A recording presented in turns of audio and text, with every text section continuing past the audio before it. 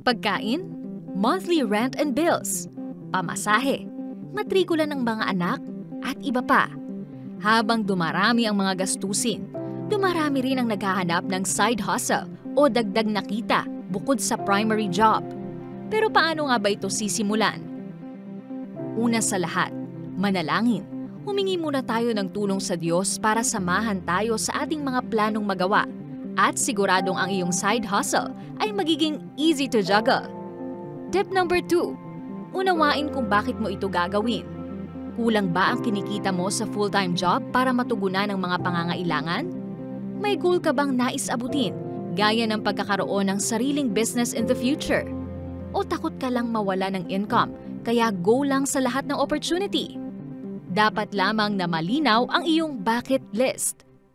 Tip number 3, tukuyin ang skill set at passion mo. Maaari ring gamitin ang skills na related sa iyong full-time job o di kaya'y ang iyong hobbies tulad ng accounting, copywriting, at digital marketing. Dapat gamitin ang skills na tunay mong kinagigiliwan upang ang burnout ay maiwasan. Tip number 4, i-consider ang oras ng trabaho.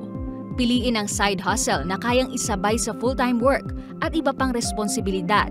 Kaya naman marami ang naghahanap ng online extra income dahil pwede itong gawin sa gabi, sa weekend o kahit anong oras, basta't natatapos ang project sa takdang araw.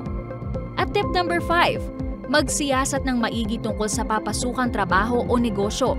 Humanap ng job opening sa trusted websites, humingi ng referral mula sa mga kakilala, at manood ng tutorials at seminars mula sa mga eksperto.